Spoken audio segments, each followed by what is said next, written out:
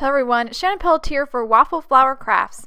In today's video, I'll be showing you how to create 3 cards using the brand new Stitched Together stamp set.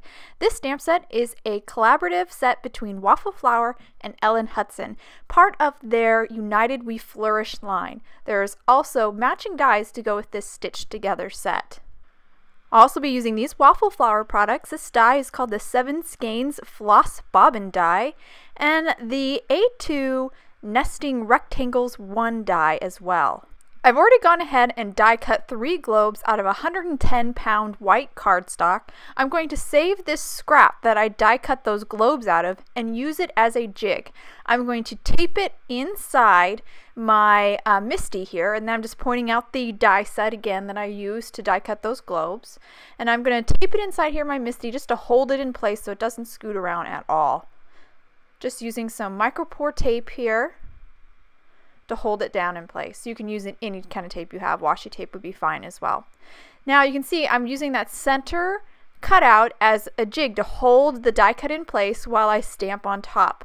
This is the fast way to stamp several of these globes very quickly and not having to reposition the stamps multiple times. So I am pulling off. So when I get these layering stamp sets, I always store the stamps on the back side of the acetate because I use the printed acetate as a guide to help me line up the stamps. So I've pulled all the stamps off of that printed acetate and put them on the back piece of acetate that comes with your set. Now I'm going to use this printed acetate and line up that first stamp. I'm going to stamp the stand for the globe first, even though that's the 5th stamp in the layering set for the globe. I'm going to stamp it first. I found this is the easiest way to stamp on the die and make sure everything is in the right spot. Once I have the acetate in the right spot, I place the stamp right on top of the acetate, and then once the stamp is lined up with all the little X's printed on the acetate, I just pick up the stamp with my Misty and I'm ready to stamp. And this stamp is perfectly positioned according to that die cut. And I'm going to stamp this first in Versamark, and then I'm going to do some gold embossing.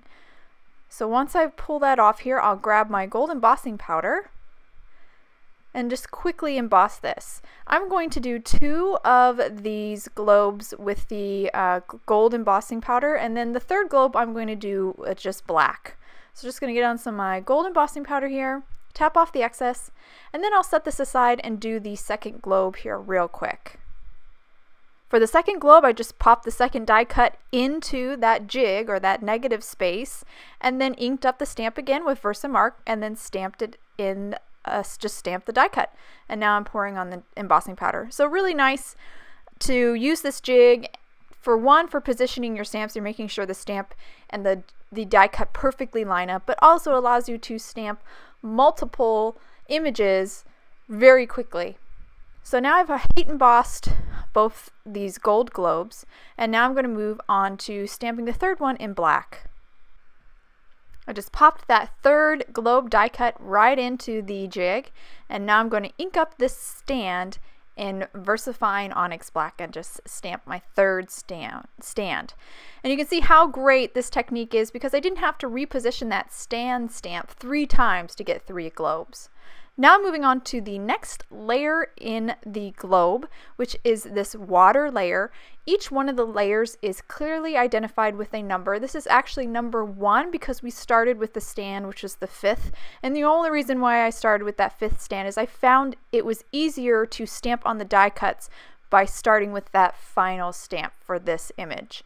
So I positioned the acetate over the die, got it lined up with the stand X's, get everything lined up, and then once I got that acetate lined up, I grabbed the stamp and lined the stamp up with the X's on the acetate. Now I am picking the stamp up with my Misty, and I am ready now to stamp the water layer on all 3 of these globes. For the first globe, or the first 2 globes, I'm going to stamp the water layer exactly the same. I'm first going to use Waffle Flower's New Fish and Pond ink and ink it up, and I stamp it twice just to get a nice clean crisp image. So this is the 2nd layer of the New Fish and Pond, and after I stamp this layer I'm going to use Peace of Mind, which is like kind of a dark aqua color, and I'm going to do some gradation stamping here, which just means I'm not going to completely ink up the stamp. I'm just inking up the edges of the stamp. I put kind of a white paper underneath so you can see I just inked up the outer ring around the water stamp. And that creates a nice gradation, gives it some volume, some depth.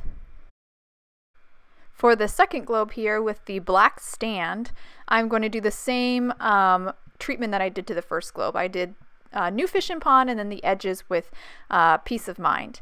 Now I'm moving on to my second gold embossed stand, so but this is going to be the third die cut, and I just inked the water up in VersaFine Onyx Black.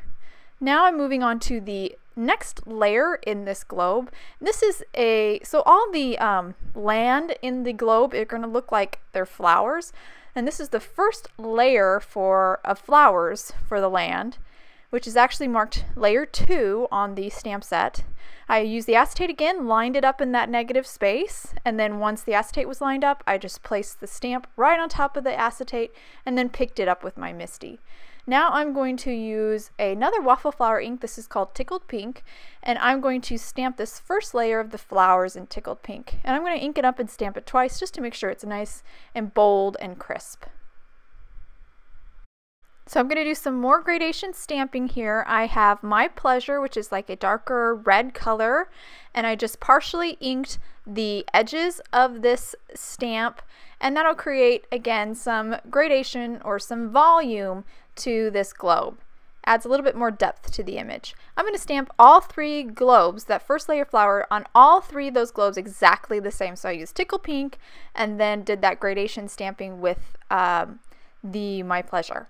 Now I'm moving on to the second layer for the flowers, and this is marked 3 on the stamp set. And I, again, am using my acetate, lining the acetate up in the negative spaces. Once I get that acetate all lined up, that's when I grab my stamp and then line the stamp up with the printed X's on the acetate. It's hard to see on camera, but this really does make lining up these layering stamp sets, especially ones that require precision, so much easier. I'm able to get all these X's nice and straight in a row simply by using that acetate. So I really recommend this method if you're having a hard time positioning your layering stamp sets. And I just stamped that second layer for the flowers with the My Pleasure, that red, and I did that for all 3 globes. Now I'm ready for the leaves. This is the final layer in the globe, and this is marked 4 on the acetate. I just lined up those leaves, the printed leaves on the acetate in the negative space, and then I grabbed my stamp and lining my stamp up. I'm going to do 2 colors for these leaves, and I'm going to stamp these leaves the same on all 3 of the globes. So really the only part that was different on these globes were the stands. 2 of them I did in gold, 1 I did in black, and then the water, 2 of them I did in the blue combo, and then 1 I just did in black.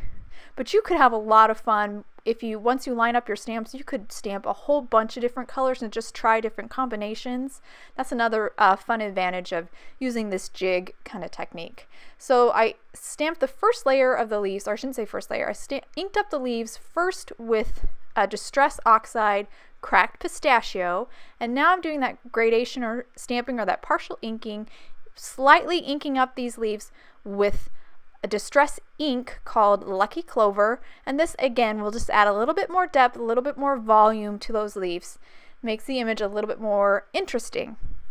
And you can see here how some of those leaves have a little bit darker green. Just a nice little detail that you can do with the cross-stitch stamp sets. Just going to finish up the leaves here on my third die cut, and then I will hold up all 3 globes to the camera so you can see how pretty these globes turned out. I really loved this image and concept of the land being replaced with flowers. It's really cute, and the sentiments that go with the set are awesome. I'll just put those aside now, and now I'm going to move on to stamping some hearts. So I took that jig paper out of my MISTI, ran it through my die cut machine 3 times with the heart die from the Stitch Together die set to die cut 3 hearts. Now I put my jig back into my MISTI, and I'm going to use that technique again for these hearts.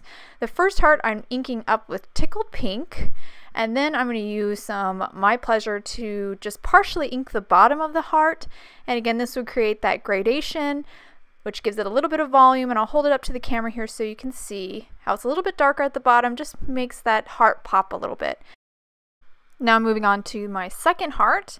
This one I'm going to ink up with Tickled Pink, so I inked up the whole heart again with Tickled Pink, and now I'm going to ink the bottom portion up with a little bit more of Tickled Pink and do it one more time here, partially inking it. This will create a lighter heart, just a pink heart, but still with that gradation where it's darker at the bottom. And for my third and final heart, I'm going to do kind of the same process that I just did before with the second heart. I'm going to ink the whole heart up with My Pleasure, so that red color, and then partially ink the bottom up with My Pleasure again, and the third time will be partial ink of the bottom with My Pleasure one more time. Just that layering of the ink will create that darker color at the bottom, even though it's the same color ink. Now moving on to stamping my sentiments, I have 3 A2 panels, 2 that are white, 1 that is black, and I used the largest die from the A2 Nesting Rectangles 1 die set to add that stitched border to all 3 of the panels. Now I'm going to use this inside section of the 7 Skeins Floss Bobbin die set. It has all these like different kind of stitches. I'm going to add some details to all 3 of these panels before I stamp the sentiments. I'm just going to kind of angle it on a couple of the white ones and do right across the center of the black one. Just position them the way I want and then use some tape to hold it in place and then run it through my die cutting machine. Once I finish running it through my die cutting machine, I'll peel off the tape and hold up to the camera so you can see that beautiful stitching detail that those dies add. And again, I'm going to do it to each one of these panels. Every once in a while I'll grab that one of the globes to kind of help me decide how much I want it angled and where I want it exactly positioned on the panel, and then run it through my die cutting machine. So this is the second white one, and then I will do the same thing to the black panel as well. And I ran it through my machine, whoops, and then I'll hold it to the camera so you can see. It's a little bit harder to see on this black cardstock, but it does add some of that stitching detail to the panel as well.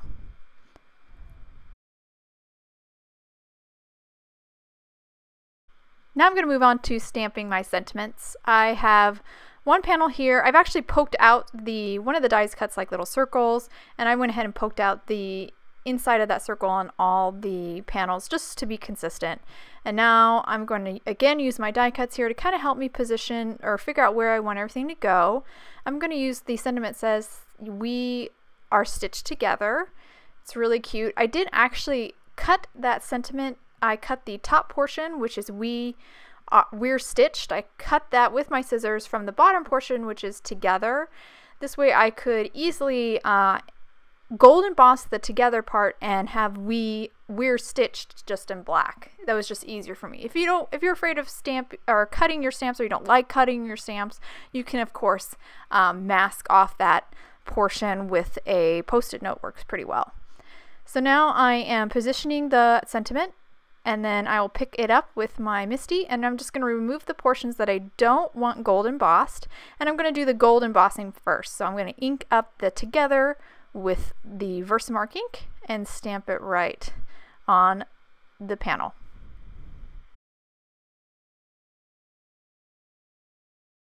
And of course pour on my gold embossing powder, and then I will heat set this with my heat gun.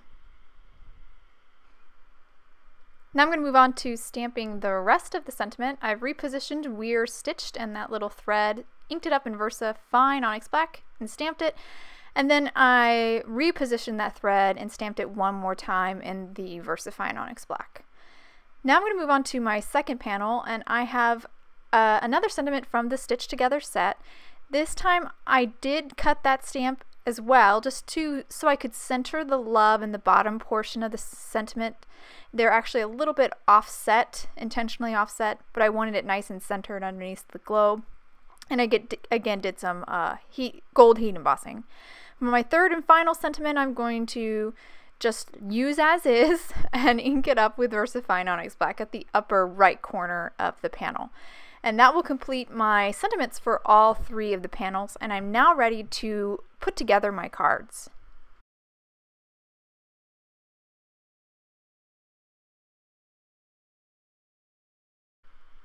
So I already went ahead and glued my panels down onto 2 card bases already. A black card base, obviously, for the black panel, and a white card base for the white panel. And now I'm going to quickly show you. I just used Tombow Mono Multi-Liquid Adhesive here. Just put some liquid glue right onto the card base, and then take my panel and stick it right on top.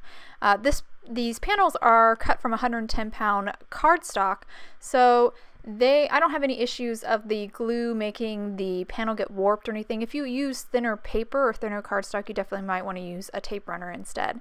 But I like the little wiggle room that liquid glue gives me. And now I'm just removing the backing on the foam tape. I went ahead and added foam tape to all the globes just to let them have a little dimension. And then I will just glue the hearts down with some more of that liquid adhesive. I'm doing 2 hearts here for this one, and then my 3rd heart will go on my horizontal card base here. I'll just glue that right in between the threads, and then I will grab my last globe and remove the backing and stick that guy down.